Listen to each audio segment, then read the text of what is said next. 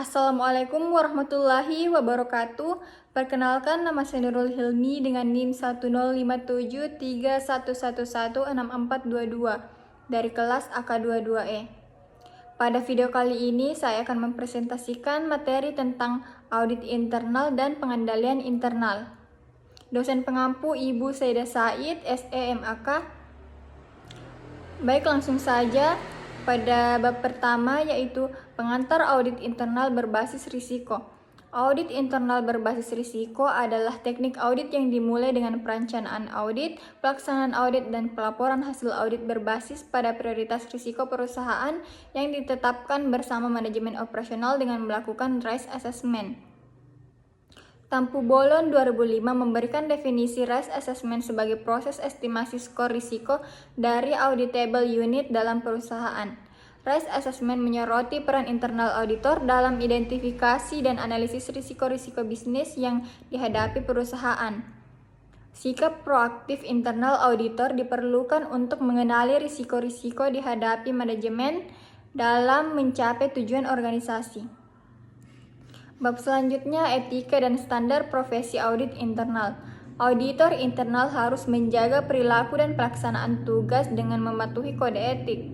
Pedoman perilaku bagi auditor internal tertuang dalam kode etik profesi auditor internal yang ditetapkan oleh IAA dan AAIPI.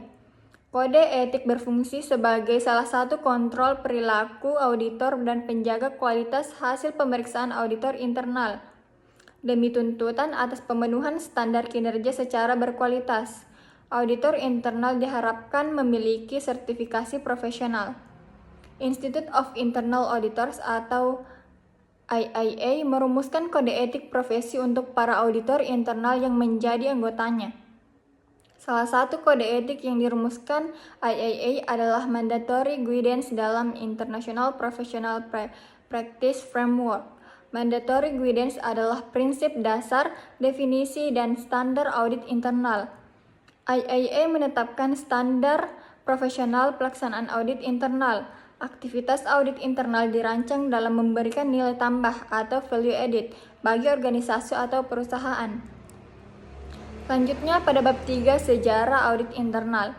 Profesi auditor internal sudah ada sejak sekitar 3.500 sebelum Masehi. Asosiasi auditor internal dibentuk tahun 1941 dengan nama Institute of Internal Auditors atau IIA. Di Indonesia, Asosiasi Auditor Internal diwadahi dalam organisasi profesi seperti Asosiasi Auditor Internal atau IIA. Dalam menjalankan fungsinya, auditor internal memiliki legitimasi secara kuat pada tatanan organisasi atau perusahaan. Pada perusahaan yang sudah terdaftar di pasar modal atau go public, keberadaan fungsi audit internal diatur oleh otoritas yang berwenang.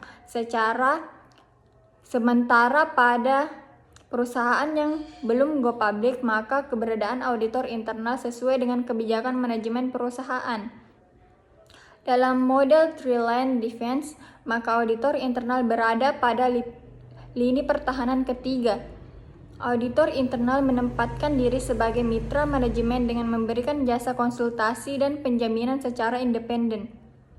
Selanjutnya pada bab keempat, yaitu memahami dan mengukur efektivitas pengendalian internal. Auditor internal mungkin tidak bisa sepenuhnya memahami sistem operasi, tetapi auditor internal dididik untuk mengevaluasi sistem pengendalian secara objektif. Kegiatan audit internal haruslah membantu perusahaan menerapkan pengendalian secara efektif dan mengevaluasi efektivitas dan efisiensi serta mendorong perbaikan terus-menerus. Pengendalian adalah sebuah sarana atau tools untuk membantu pencapaian tujuan dan sasaran perusahaan. Pengendalian yang baik tidak hanya melindungi perusahaan tetapi juga karyawan dan manajemen. Pengendalian memberikan keyakinan memadai kepada pemilik dan para pemangku kepentingan.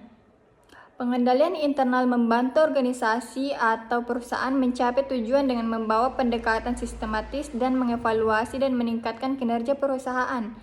Perusahaan dapat memiliki model pengendalian internal sesuai dengan kondisi perusahaan seperti pengendalian internal KOSO atau COVID. Efektivitas sistem pengendalian internal tercapai dalam melakukan evaluasi terhadap aktivitas, ketaatan prosedur, efektivitas, dan efisiensi di setiap kegiatan operasional perusahaan. Bab selanjutnya yaitu proses manajemen risiko. Manajemen risiko adalah suatu bidang ilmu tentang bagaimana suatu organisasi menerapkan ukuran dalam memetakan berbagai permasalahan atas ketidakpastian yang berpeluang merugikan, lalu menempatkan berbagai pendekatan manajemen secara komprehensif dan sistematis. Keputusan manajemen risiko mempunyai pengaruh yang lebih luas atau besar terhadap operasi perusahaan. Manajemen risiko dimulai dari penetapan konteks, lingkup penilaian risiko, identifikasi, evaluasi risiko, penanganan risiko, sampai pada komunikasi serta konsultasi risiko. Metode penanganan risiko yang dapat dilakukan dapat berupa penghindaran, menahan atau menanggung, diversifikasi, transfer risiko, pengendalian risiko, dan pendanaan risiko. Selanjutnya, perencanaan audit. Strategi atau rencana dalam audit berbasis risiko didasarkan pada prioritas area audit di Audit Universe atau Audit Internal Community of Practice 2016. Auditor perlu menyusun perencanaan audit berbasis risiko sebelum pelaksanaan auditnya. Perencanaan audit berguna dalam menetapkan prioritas kegiatan aktivitas audit internal sesuai tujuan organisasi atau perusahaan. Dalam proses penyusunan perencanaan audit internal berbasis risiko, auditor kepala berkonsultasi kepada manajemen senior dan dewan pengawas untuk memperoleh pemahaman memadai mengenai strategi organisasi, tujuan kegiatan kunci, risiko-risiko, dan proses manajemen risiko. Auditor kepala mengkaji dan menyesuaikan perencanaan guna merespon perubahan dalam berbagai hal, seperti usaha, risiko, operasi, program, sistem, dan pengendalian organisasi. Struktur rencana audit tahunan mengikuti struktur organisasi, ukuran atau size dari program, dan struktur tim audit. Alokasi audit secara tepat sesuai dengan tanggung jawab tim dan diurutkan sesuai prioritas atau peringkat risiko potensial. Pada bab selanjutnya yaitu pelaksanaan audit, evaluasi, dan bukti audit. Untuk melakukan audit internal berbasis risiko, auditor internal harus melakukan pengumpulan bukti audit dan evaluasinya melalui tahapan identifikasi, penentuan, serta penilaian dan pengujian audit. Dalam mengumpulkan bukti audit terdapat syarat yang harus dipenuhi, antara lain bukti audit haruslah cukup, dapat diandalkan, relevan, dan kompeten. Auditor internal akan melakukan pengujian dan prosedur audit untuk memperoleh bahan bukti audit. Adapun teknik pengumpulan bukti audit yang dapat dilakukan auditor yaitu observasi, perhitungan fisik, penelaahan dokumen, pengujian perhitungan, review analitis, dan wawancara atau dengan bukti rekaman dan tertulis. Pada bab selanjutnya yaitu kertas kerja audit. Kertas kerja audit atau KKA berguna sebagai alat bertahan dan pembuktian bagi auditor terhadap tuntutan pengadilan jika terjadi kelalaian atau penyelewengan yang dituduhkan kepada auditor. Review atas kelengkapan alat bukti dalam KKA dilakukan untuk menguji apakah KKA telah mencerminkan penerapan standar audit dan prosedur audit yang dijalankan. Review kertas kerja audit atau KKA merupakan suatu proses penelaahan ulang secara cermat, kritis, serta sistematis atas catatan-catatan yang dibuat, dikumpulkan, dan disimpan oleh auditor mengenai prosedur audit yang ditempuh.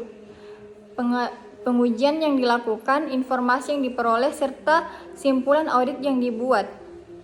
Pembuatan dan penyusunan KKA yang baik adalah persyaratan mutlak. Hal tersebut berlaku untuk audit keuangan, audit kinerja, dan audit dengan tujuan tertentu.